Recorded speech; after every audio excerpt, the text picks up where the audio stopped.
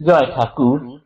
শ্রী শ্রী রামকৃষ্ণ পুঁথি দ্বিতীয় খণ্ডের অন্তর্গত স্বদেশ যাত্রা এই অধ্যায় থেকে আমাদের পাঠ চলছে। আজ আমরা 19তম দিন পাঠ করছি, পৃষ্ঠা সংখ্যা 139। আজ পাঠ করছি 228তম পর্ব। এর আগের পাঠে আমরা দেখেছি হৃদয় মুখুজ্জে তিনি ঠাকুরের সঙ্গে সর্বদাই দিনে রাতে সবসময় সেবার জন্য লেগে আছেন। আর ঠাকুর যেহেতু সদ্য পেটের রোগ থেকে উঠেছেন, তাই তার ছোট ভাই রাজারাম তিনি ঠাকুরকে 3 বেলা একটু জ্যান্ত মাছের ঝোল দেওয়ার জন্য কোন সকাল বেলায় কাঁধে জাল নিয়ে দূর দূরান্তরে চলে যেতেন এবং শিং মাছ, কই মাছ, মাগুর মাছ এসব নিয়ে আসতেন, ঠাকুরকে খাওয়াতেন। আর হৃদয় কি করতেন, কোথায় হরিভক্ত আছে সে তাদেরকে পেলেই ঠাকুরের কাছে নিয়ে আসতেন, এনে দুটো তত্ত্ব কথা আলোচনার ব্যবস্থা করতেন। কেননা ঠাকুরের কথা, ঠাকুরের জীবন গীতি যত শোনা যায় ততই মন পরিষ্কার হয়। শ্রবণ করিলে হয় নির্মল চিত, মঙ্গল নিধান রামকৃষ্ণ গুণগীত। এত বোধি আগের দিন পাঠ করেছিলাম। আজ তার পরের অংশ থেকে পাঠ করছি। একটি মাছের আখ্যান আজ পাঠ করব। হৃদিতম বিনাশন হৃদয়ে আরাম, শুনহ ভকত কর্তা মাছেরও আখ্যান। গ্রামের দক্ষিণ প্রান্তে হৃদয়ের ঘর, তাহার দক্ষিণে এক বৃহৎ প্রান্তর। প্রান্তর ধানের ক্ষেতে পরা ভূমি নয়, মাঝে মাঝে ছোট বড় বহু জলাশয়। জল পরিপূর্ণ এক পুকুরের পারে, চলিলা শ্রীপ্রভু মল ত্যাগ করিবারে। একাকী শ্রীপ্রভু প্রায় বেলা অবসান, নিবারিলা সঙ্গে যেতে চায় রাজারাম। রাজারাম শ্রীপ্রভুরে জানে ভালো মতে, রাখিয়া তাহায় লক্ষ্য থাকিত তফাতে। নালা দিয়া কল কল করি কোলাহল, পুকুরে পড়িছে নব বরিশার জল।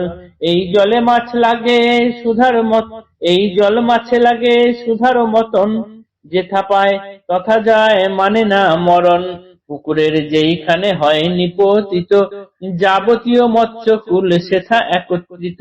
দাঁড়ায় দেখেন প্রভু গাছ অন্তরালে, ছোট বড় নানা মাছ ধার জলে খেলে। ধীরে ধীরে পায়ে পায়ে গেলা প্রভু রায়, মাছের অত্যন্ত কাছে তবু না পলায়। দেখিয়া এতেক মাছ প্রভু কইলা মনে, সংকেত করিয়া তবে ডাকি রাজারামে। অল্প জলে কত মাছ ধরিবে হেথায়, মাছের লাগিয়া তারা বহু কষ্ট পায়। যেমন হইল মনে যুকতি তাহার, মোটা সোটা কর্তা যেটা মাছেরও সর্দার। যত জোর দিয়া লম্ফ পড়ে সেই ক্ষণে, দীনবন্ধু শ্রীপ্রভুর অভয়ে চরণে। উলট পালট খায় চরণ নিকটে, যেন নাহি ছুঁয়ে পাছে পায়ে কাটা ফোটে। বিপদ নিবারি প্রভু দয়ার সাগর, দেখিয়া সর্দার মাছ অত্যন্ত কাতর। শ্রীহস্ত বুলায় গায়ে কহেন গোসাই, ঘরে যা আর তোর কোনো ভয় নাই। এত বলি আশ্বাসিয়া দিলেন ফেলিয়ে, ছানাপোনা যেথা জলে বেড়ায় খেলিয়ে। গভীর সলিলে গেল দল সহ তার, শুনো রামকৃষ্ণ লীলা অমৃত ভান্ডার। এই মাছের আখ্যান বা গল্পটি আজকে আমরা পাঠ করব। গ্রামের দক্ষিণে হৃদয়ের যেখানে ঘর, তার দক্ষিণ দিকে একটি বড় মাঠ আছে যেখানে ধান চাষ করা হয়। আর এদিক ওদিকে ছোট বড় অনেকগুলো পুকুর আছে। এমন সময় প্রায় দিনের অবসান, সন্ধ্যা হয়, ঠাকুরের মলত্যাগ করার ইচ্ছা হয়েছে। তিনি মাঠে যেতে চাইলেন, কিন্তু তাকে একা ছাড়বেন না, রাজারাম তার সঙ্গে যাবেন। কেননা রাজারাম ঠাকুরের সমস্ত রকমের প্রকৃতি, গতি প্রকৃতি ইত্যাদি জানেন। তিনি সঙ্গে নিয়ে গিয়ে একটু দূরে দাঁড়ান, তখন ঠাকুর বাহ্যে যান, বাহ্যে থেকে আসেন, এই অবস্থা আর কি এরকম করেন। তো একটু আগে বৃষ্টি হয়েছে, সেই বৃষ্টির জল একটা নালা দিয়ে গিয়ে একটা পুকুরে ঝরঝর করে ঝরে পড়ছে। এই মিষ্টি জল মাছেদেরকে ভীষণ ভালো লাগে, তারা সুধার মতো মনে করে। এই মিষ্টি জল, বৃষ্টির জল তাদের গায়ে পড়লে তাদের খুব আনন্দ হয়, তারা ছটফট করে লাফাতে থাকে। সেই যেখানে জল পড়ছে সেখানে অনেকগুলি মাছ একসাথে খেলা করছে। ঠাকুর গাছের আড়ালে দাঁড়িয়ে সেটি দেখছেন। এইখানে দেখছেন ছোট বড় অনেকগুলি মাছ একসাথে খেলা করছে। তিনি ধীরে ধীরে তাদের কাছে গেলেন, তবুও সেই মাছেরা সরছে না।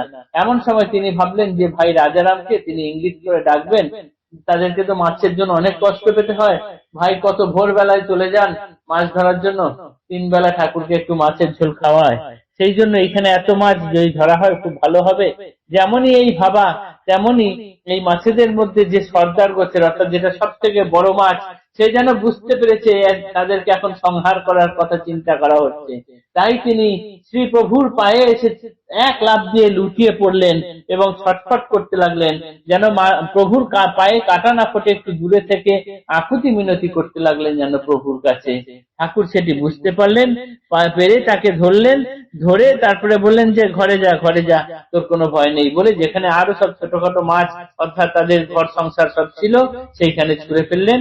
সেই ছানাপোনা সহ সে তখন মাছ তখন তাদেরকে নিয়ে চলে গেল। গভীর সলিলে গেল দল সহ তার, শুনো রামকৃষ্ণ লীলা অমৃত ভান্ডার। এই মাছের আখ্যান আজকে আমরা পাঠ করলাম। আগামী দিন পরের একটি গল্প পাঠ করব। আজকের মতো পাঠ এখানেই থাকলো। জয় ঠাকুর, নমস্কার।